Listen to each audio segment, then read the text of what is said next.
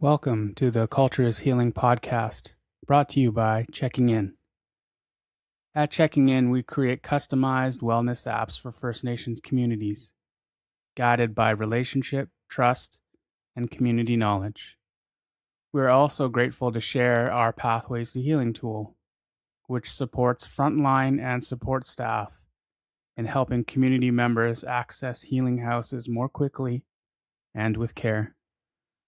To learn more about our work, please visit www.checkingin.co. Thank you for being here and for spending time with us. I hope you enjoy the episode. Aichka.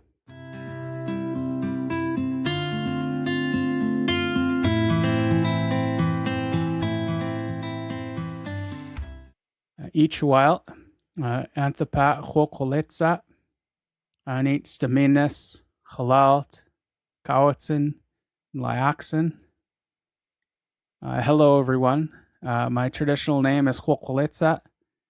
My English name is George Harris Jr., and I'm calling you today from my home here in Staminas. This is the community that my father is from. This is the community that my mother married into. And this is the community that my siblings and I were raised in. I belong to George Harris Sr. and my late mother, Sylvia Harris. And my grandparents from my father's side of my family are the late Lawrence and Irene Harris. And my grandparents from my mother's side of my family are the late Bernard and Nora George. My familial connections to Halalt come from my mother, Sylvia, and my grandmother, Nora. And my familial connections to Kawatsin come from my grandfather, Bernard. Through both sides of my family, I have familial connections to Lyaxin. And the name Huokletsa, that's a name that's been passed down for many generations throughout my family. I have the honor and privilege of being able to carry that name along with my father, as well as a few other family members. And thank you all so much for taking the time to join us here today on the Culture is Healing podcast. Once again, I am Hokoletsa, and I am the host of the Culture is Healing podcast. And today I have the honor and privilege of being able to sit with my friend Deana Gill and being able to share this meaningful conversation with her. And I'd like to welcome Deana into our space and open the floor for her to be able to introduce herself to you all. Aichka. Deana? Aishka. Thanks, George. It's an honor to be invited here to join you and have this conversation today. My name is Deana Gill. Sometimes I go by Gill Georgica, and I am a third generation settler, born and raised on Vancouver Island, on the unceded territory of Nanaimo people in Nanaimo. I've also spent most of my adult life on the mainland, on the territories of the shared territories of the Squamish, Musqueam, and Tsleil-Waututh people. But I'm calling in from Lake Cowichan First Nation, and that is the Subahasok people. And I belong to, my parents are Doug and Deana Gill, and my late father. We just had his birthday this past weekend. And I'm also a mother to a family of four. And I also am a fur mother, which is a big part of our life. And I'm sure my husband is doing a great job protecting those two from disrupting us today. And thank you for the opportunity to be here, George. It's a pleasure. And you and I go way back, and I have incredible ties with your family, and had the joy of spending the weekend with two of your sisters with the Matriarchs Advisory Circle. So lots to talk about, lots of timely and certainly related to culture is healing. Aishka.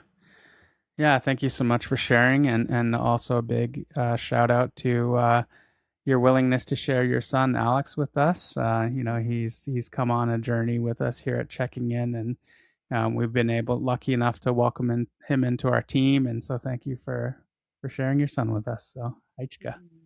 Oh, Hishka. Beautiful. Yeah, and so yeah, as we're taking a look, the name of our podcast is "Culture is Healing." Our Indigenous culture really holds such great power, and it has the ability, when we have that energy and that time to be able to press into all of the meaningful parts of our language and culture and traditions.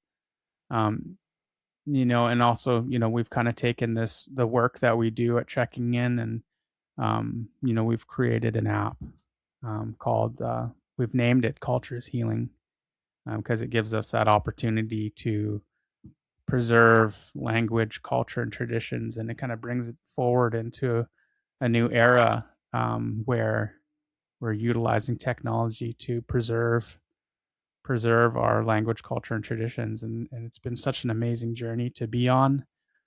And yeah, and I just wanted to share that with everyone, and also take the opportunity to ask you, Deana.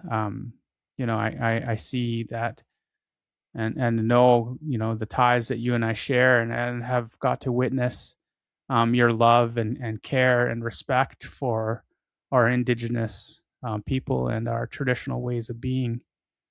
And so when I talk about culture is healing, and you hear me say that, what does that bring up for you when you hear me talk about that? Hmm. Yeah, it brings up a lot. It brings up a lot in my head, in my heart, and certainly in my soul. It's been an honor to have had the opportunity to witness the healing of culture, also the reclaiming and revitalization of culture across Indigenous communities, and also being very purposeful in bringing culture into spaces and places where it wasn't um, known or represented or present, and particularly in the work that we do with Hope and Health into sport and integrating it into sport. Um, so I think, certainly through that journey, witnessing the healing effects, particularly for people that are immersed and, I guess, steeped and taught and practice their culture, and then for those that have the opportunity to reconnect. Um, and I've witnessed both, and it's just been and working particularly with children and youth, um, for youth that for the first time have an experience with their culture and are mentored through that experience. It's just so incredibly powerful. It's life changing. It's altering, and you can feel the connection being so deep, for them as people, but also for their ancestors. Yeah, so it's really special, and I've certainly had the honor of being invited into cultural experiences, and feeling the healing effects myself personally. Um, and I have so much great respect for the teachings and being invited into those spaces and places and ceremonies. Mm, that's beautiful. Yeah, and I think the work that you're doing with Hope and Health, getting to see some of that work, and that connection, that you and Ed are bringing forward into the world, with that connection to sports, and connection to culture. And it's such an amazing kind of crossroads that kind of come together. And I have family members, who walk alongside you, and as coaches, and I've had nieces and nephews who have gone through, as participants, and it's really cool to see and to hear the journey that you all have gone on in Hope and Health. And I continue to look forward to see the work that you guys have ahead of you, and and the impact that you're having on our Indigenous communities. And thinking about some of the, as you bring up the cultural ceremonies, what are some of those ceremonies that you've had the opportunity to be welcomed into, that kind of come to mind and hold a special place in your heart? Mm. Oh, that's a tough answer. Definitely, I think, each opportunity or each experience that I've had has been um, so meaningful and has a space in my heart. Um, I think being invited into the Longhouse, the first time I was kind of laughing about it this weekend, actually. I was being made fun of, I think, around the first time that I went, and I didn't ask questions. I just was so honored and humbled and present that I, didn't ask, can I bring in a water bottle? Can I leave and go to the washroom if needed? And I spent, I think, 8 hours, Ed and I side by side, with no water and not moving and just being so, taking in all the beautiful ceremony in front of us, but also, afterwards made fun of because of, just not wanting to be disruptive, and respectful, but also, just how that was such a new experience. And so for naming ceremonies, was part of a naming ceremony, and at the end, the blanket was gifted to me. That was an incredible experience, and I have it in my office here. Um, Mass ceremonies.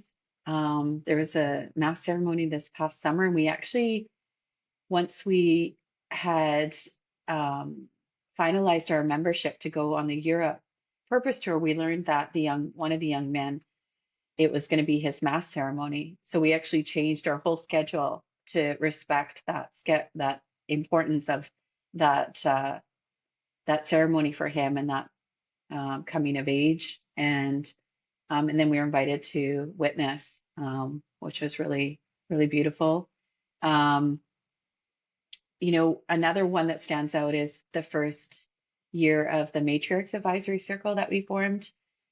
We went up to Tofino, to the Tin West, to the territory there, and our facilitator, Neen, is part of a healing community with Nachalna, and she invited um, that organization to come and perform a hoop ceremony.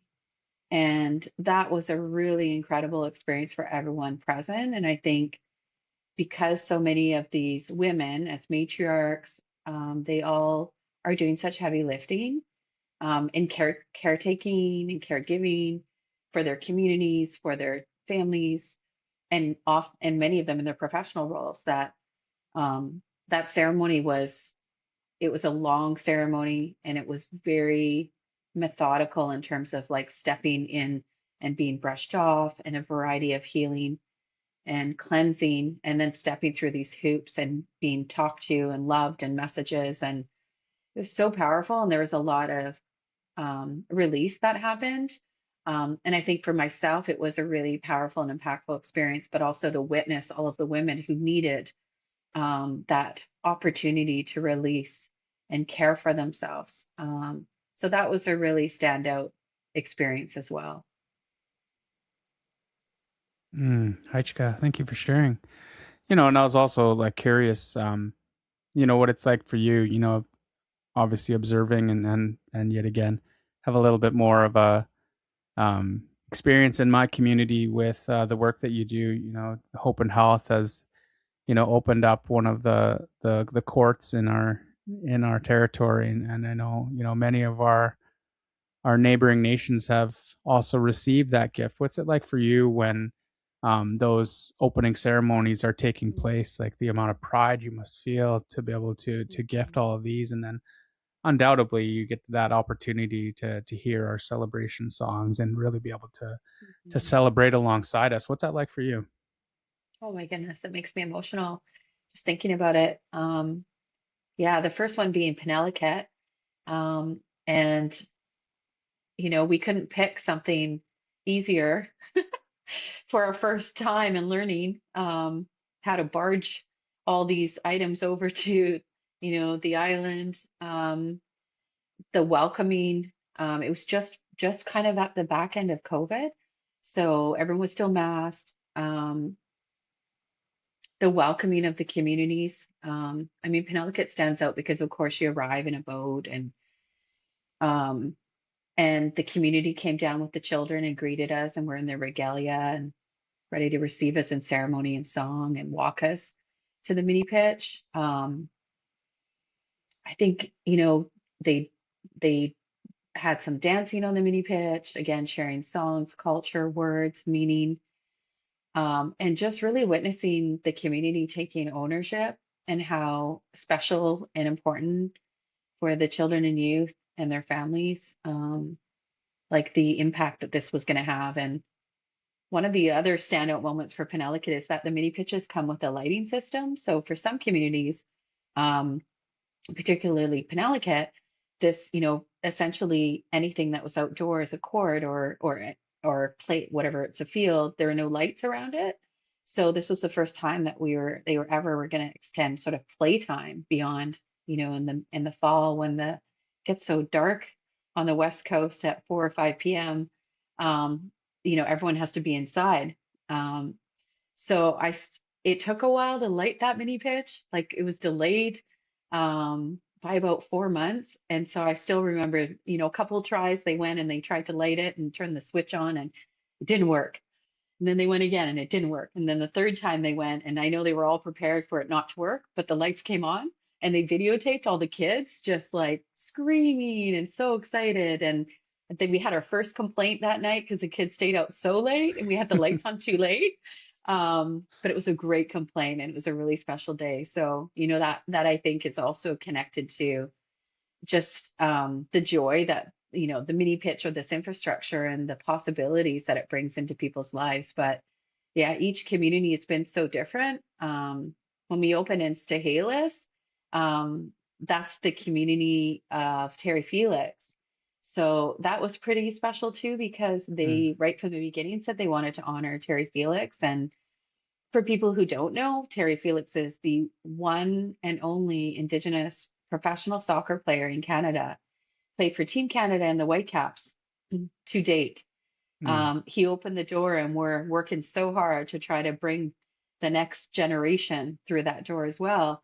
Um, and I've had the absolute joy of getting to know Terry over the past decade, and he's just a beautiful, humble leader. And so they wanted to honor him and by putting his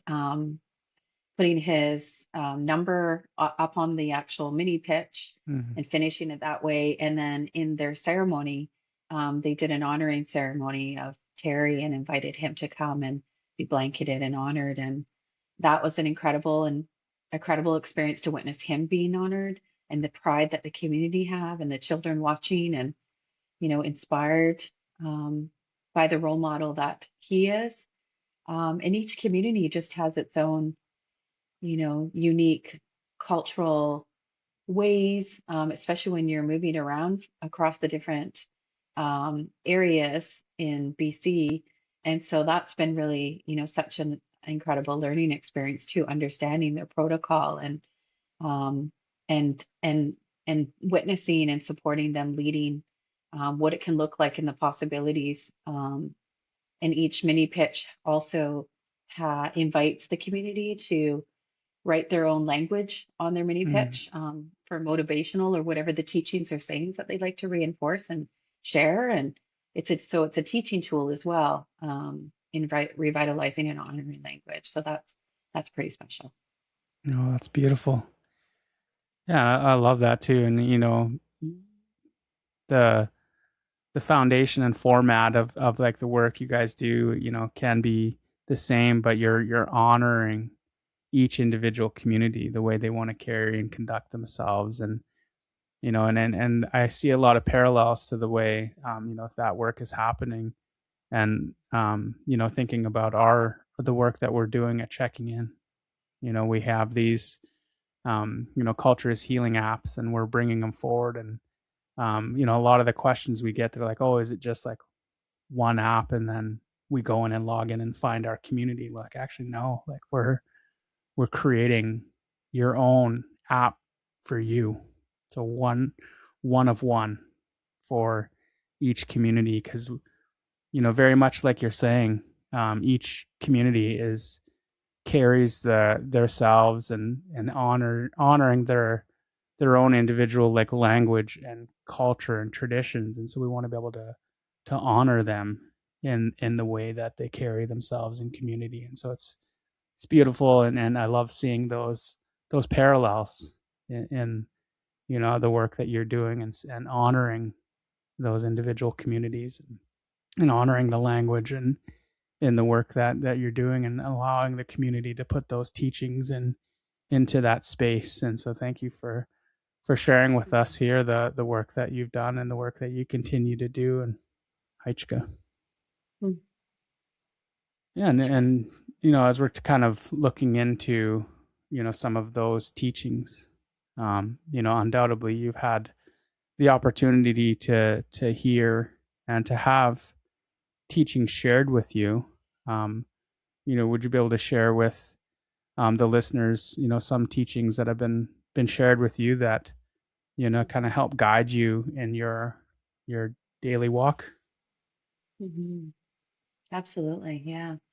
I think one that might seem obvious is Notsama, um, and also the universality of it. In terms of, I've been taught it by your community, in terms of the spelling of it, and the meaning of it, meaning one heart, one mind.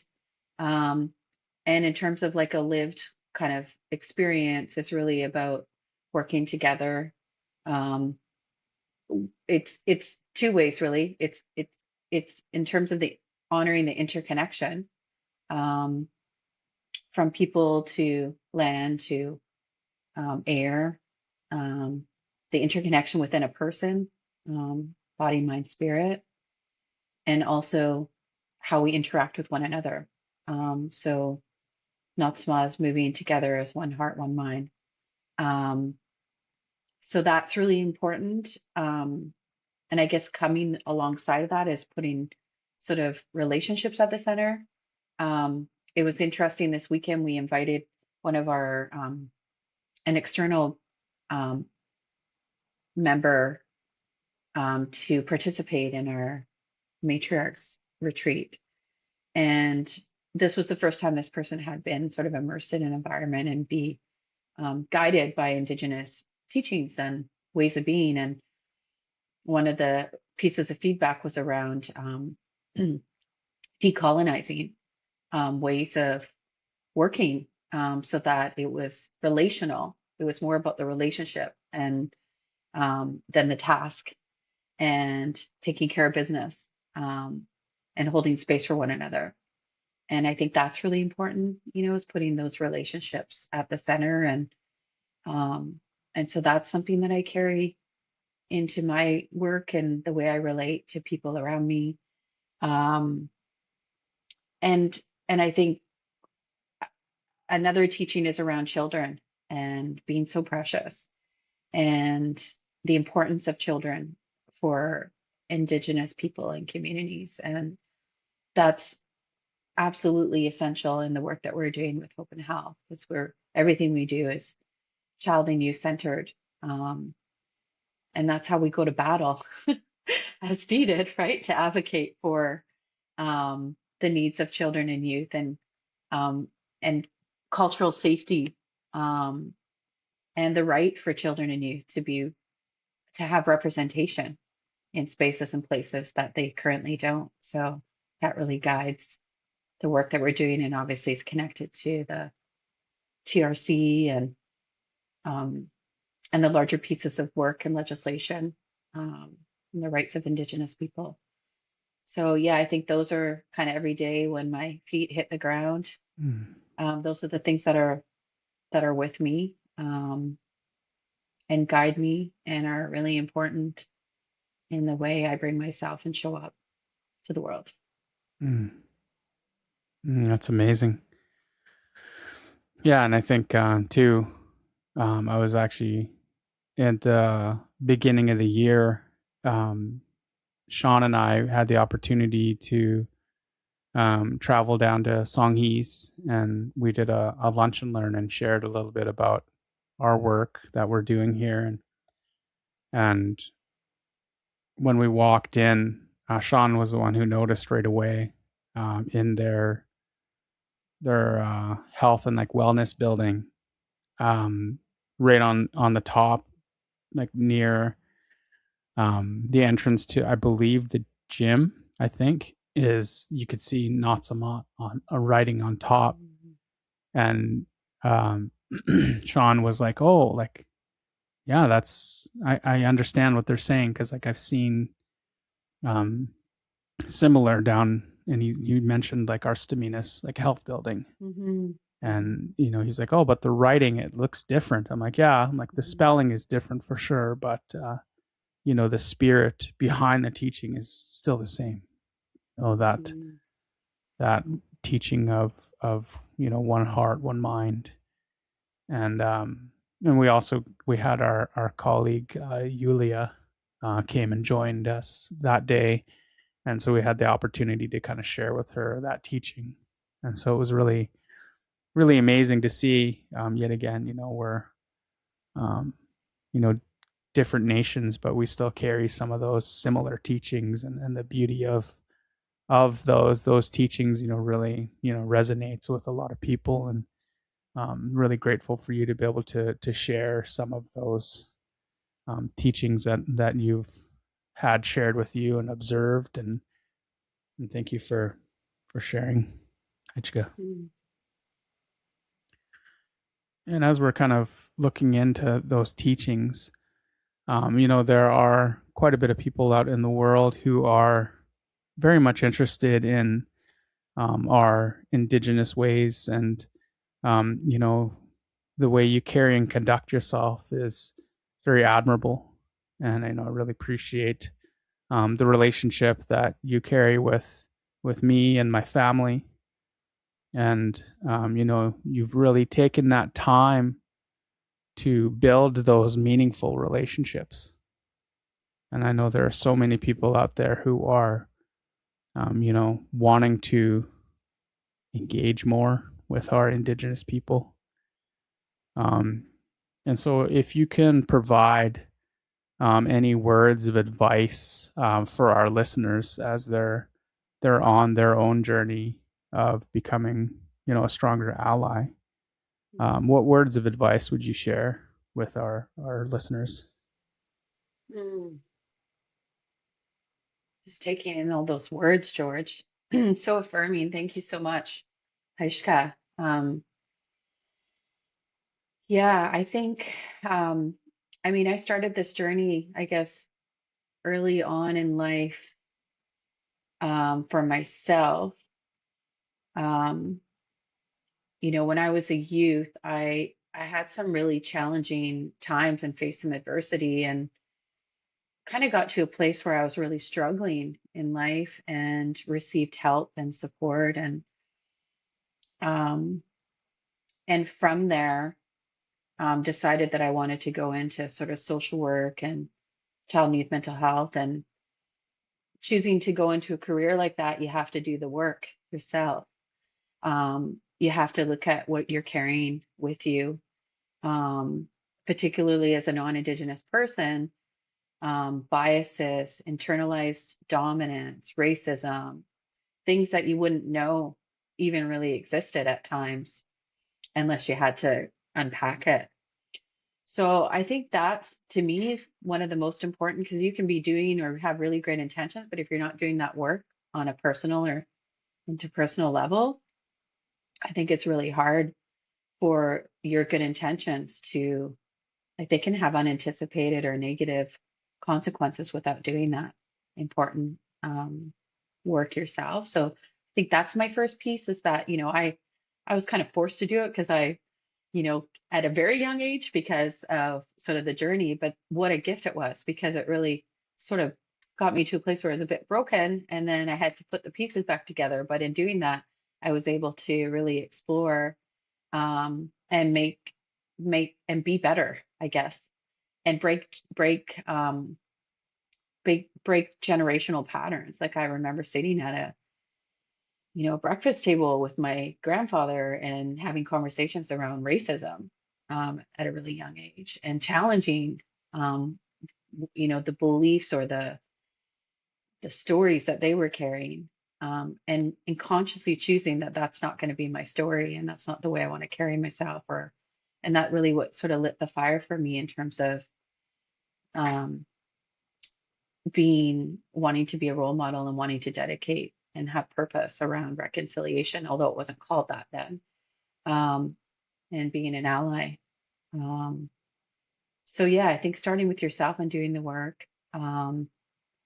We have like incredible partners that are part of Hope and Health, whether it be other organizations or corporate partners, who are really committed to education. So I think, the we have people that want to join Hope and Health, and that's one of the very first sort of explorations that we do is what have you done so far? Like we're not we want people that are ready now that have done the work personally, but also really educated themselves and are resourceful, that they're not planning to do that through the work.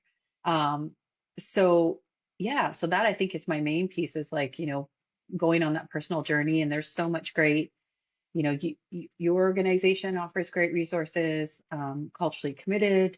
There's all kinds of, Google away, but taking personal responsibility for learning and unlearning, because it is both, and seeking to understand at some of those basic sort of principles, um, walking gently into spaces and knowing your place to listen, to learn, to reflect, and pay attention to what's coming up.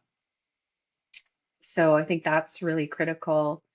And then I think taking action, like finding whatever role you're in life, or whether it's your professional or your workplace, looking around and recognizing where there is either, and for the most part, a lack of representation.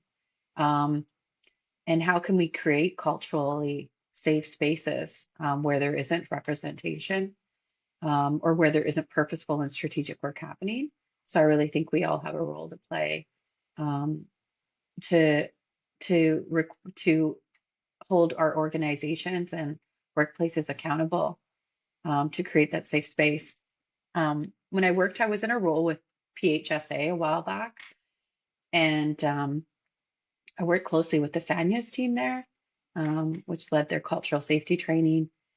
And I remember sitting in a meeting with them talking to leadership. And part of that work was they were doing like um, sort of practice-based research. So through their program, they would have people that online would sign up, and then they would share stories. Non-Indigenous people would share around what they witnessed in the healthcare system, in terms of that was causing harm or acts of racism, or where they saw bias showing up for themselves or others.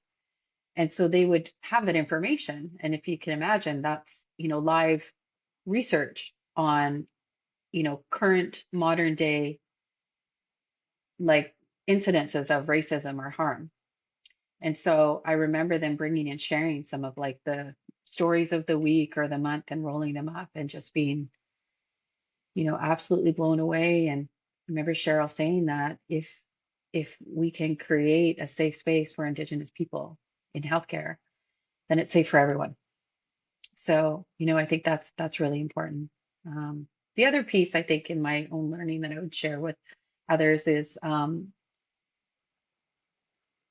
like understand the difference in terms of our history with Indigenous people in Canada, our shared history, and then the Indigenous specific racism or the Indigenous specific changes, because there's been so much knowledge sharing and the generosity of elders sharing their stories and their lived experiences. It's all there. Um, and it is very different. Like there is a very specific body of knowledge, when we're talking about doing anti-racism work that's very specific to Indigenous peoples. Um, we There's a group of us from Not Some FC, well, the team. the leaders and youth are going to meet this coming Monday. They're going into Electronic Arts, which is one of our partners, and they have a group coming from Europe, with from the Premier League. Actually, it's a academy, and they've asked Not Some FC members to come and teach and share stories, share culture, but also share teachings around, the history of colonization and the effects and what reconciliation looks like in sport and otherwise. So I think I really invite people, like, where there's opportunity to do the work yourself, but also look for those partners and opportunities to amplify voices and stories, and particularly with youth that want to share, because that's really they've developed their leadership and their voice. So those are a few things. Heichka. Yeah, I love love your message too. You're sharing as you were talking, and some of the things that like stood out to me was when you're saying there are organizations who want to like work with you and Hope and Health, and you want to ensure that they've done the work beforehand, and you don't want to see them to do any harm to our people. And I was just sharing with our team earlier on today, and my father shared a teaching with me, um, as I kind of continue on in my journey in a leadership role in this work. And he says, it's easy to find people to fill spaces.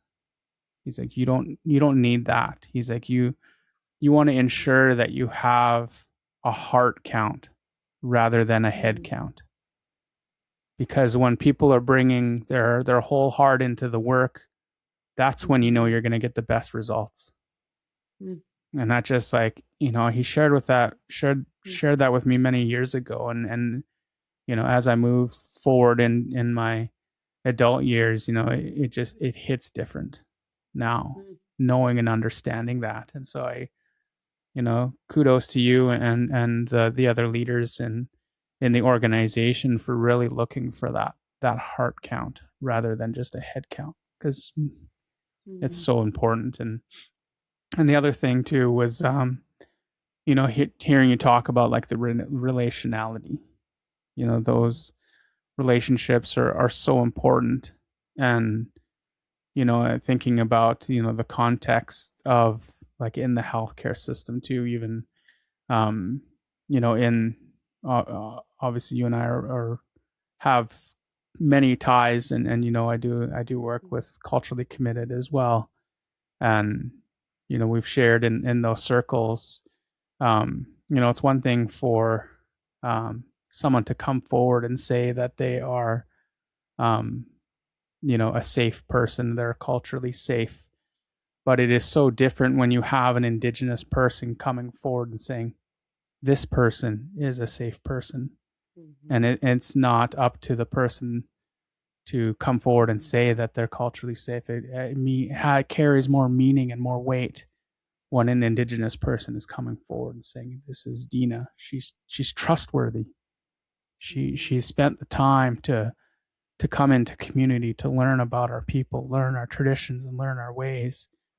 And I've even heard Len Pierre had shared the same kind of spirit in that teaching. Like it's not up to the person to declare themselves an ally. It is up mhm, for our Indigenous people to say that, okay, you're trustworthy to have that title, to carry that title of ally with you. So a lot of that really boils down to the relationship building process. And you have done your due diligence, and you've really had a lot of strong relationships built in even just in my family alone, let alone outside. I see the friendship that you and Ed carry with my cousin Maynard.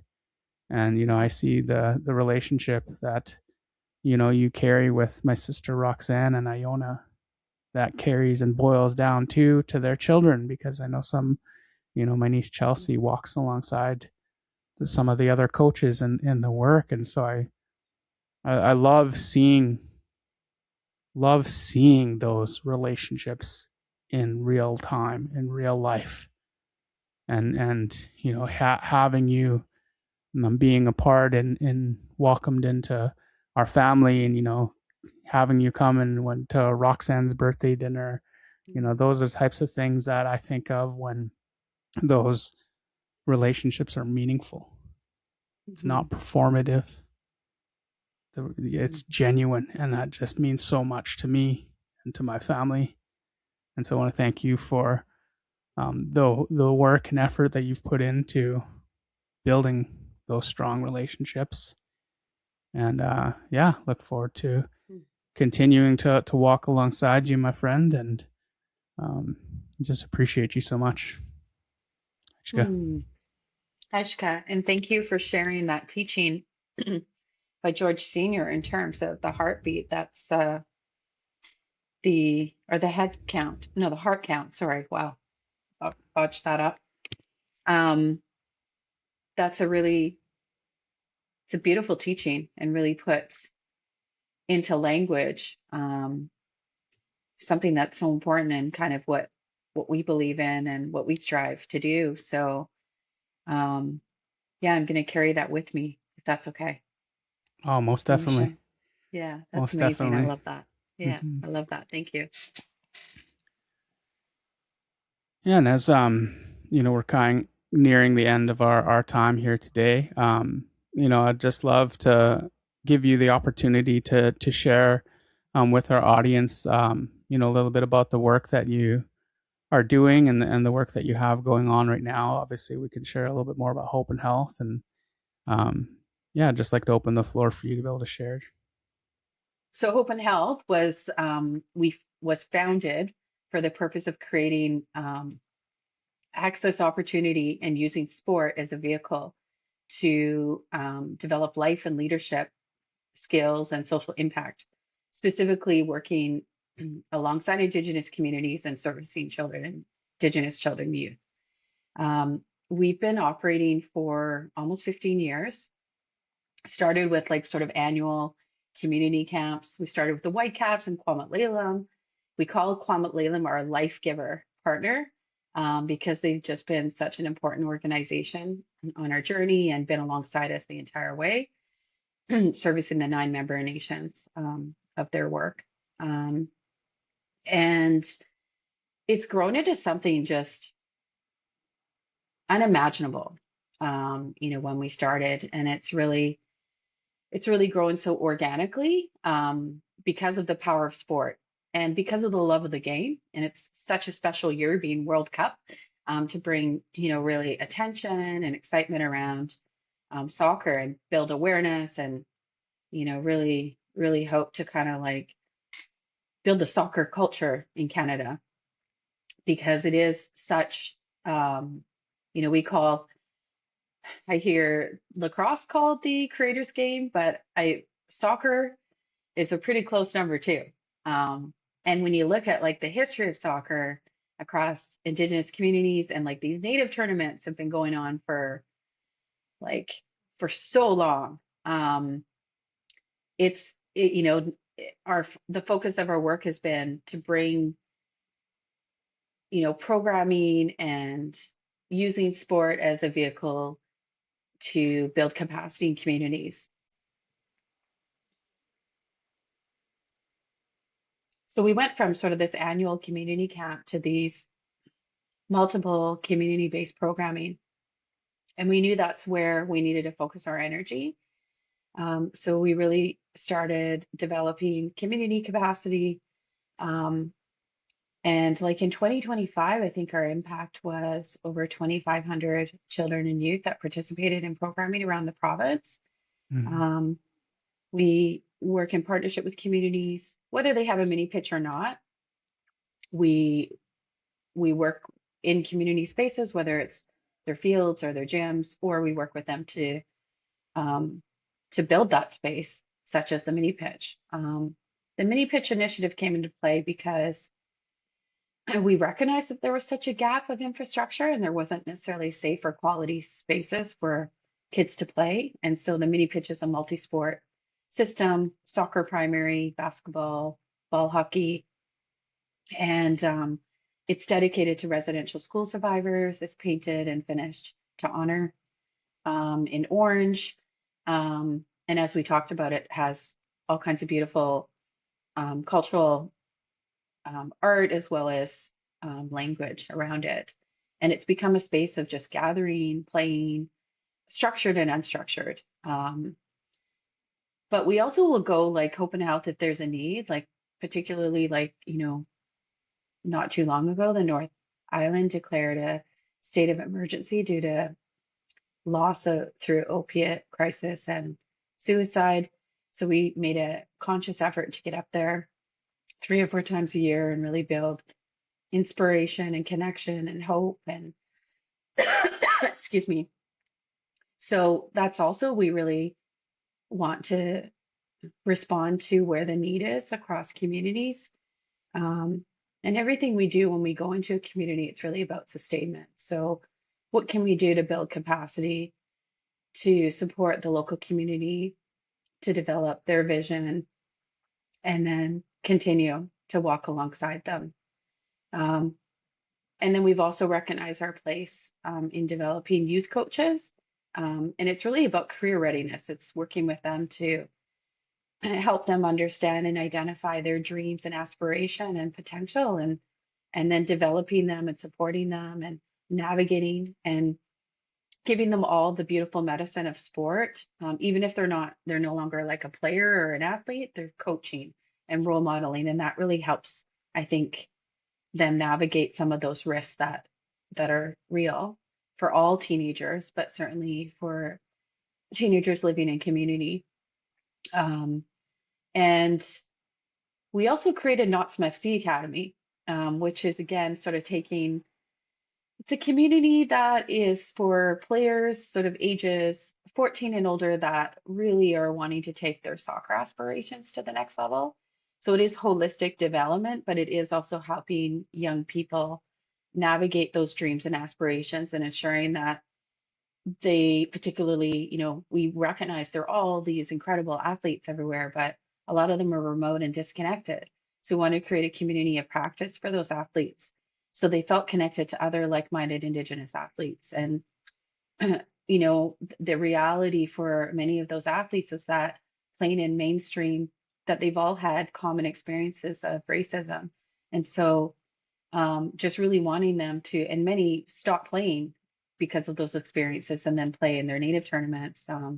So we really wanted to connect them as a way to try to support one another, believe in themselves, and then work to put in the infrastructure so that these young athletes can claim their place and follow Terry Felix into that, university placements and beyond, semi-pro, pro. And we have incredible examples of young people that started with community camps, moved to be youth coaches, and we have two players that we know are in Spain playing. We have another player that's going to Sweden next month. Um, Other players that are now university or college players. So we really see the difference that it's making. But we call it all champions for life because at the end of the day, sport will only take you so far. And even if you are as fortunate to find your place in space, um, there's a lot more to life after a professional sports career or completing a university degree as a student athlete. So it's really about helping young people really dream big and step into their greatest potential. So that's kind of, what we do. And then we try to work with our partners to create access and opportunity with the um, places and spaces that they can open doors to for young people to, have education, have role models, have opportunities for careers, inspiration. Um, for example, EA, we did a virtual session educating around what is a day in the life, what type of careers. We've done campus tours. I mean, it's an incredible place to go visit. So that's one example of a great partner that is really committed not only to sponsoring the work that we're doing, but also looking to increase representation of Indigenous people within their workforce. Mm. That's a Mm, lot. that's amazing. Yeah, thank you for sharing. I really appreciate that, and really thank you for all the work that you do for our people all across Turtle Island, and thank you for the connection that you and I carry, and the love that you continue to show to me and to my people. And so, just raise my hands to you, my friend, and I want to thank you for your time here today, for taking this time to come in and sitting and having that meaningful conversation together to really showcase and highlight the relationality that you carry in your heart. And I want to thank our listeners for coming back and coming to listen to mine and Deana's conversation. And I hope to catch you all in the next episode. Take care, everyone. Haichka. Ewer.